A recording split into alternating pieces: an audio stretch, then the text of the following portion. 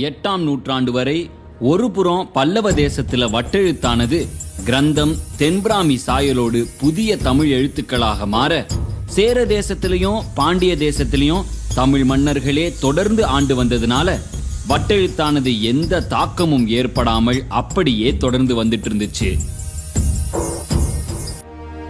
பல நூறு ஆண்டுகளுக்கு பின்பு மீண்டும் தங்களோட ஆட்சியை நிலநாட்டின சோழர்கள் கொஞ்சம் கொஞ்சமா தங்களுடைய எல்லையை விரிவாக்கிட்டே வந்து 10ஆம் நூற்றாண்டுல பாண்டியர்களையும் சேரர்களையும் வீழ்த்தி ஒரு பெரிய சோழ பேரரசை உருவாக்குனாங்க. அந்த நேரத்துல ஒரு புதிய எழுத்தியல் சார்ந்த சிக்கலை அவங்க சந்திக்க நேர்ந்தது.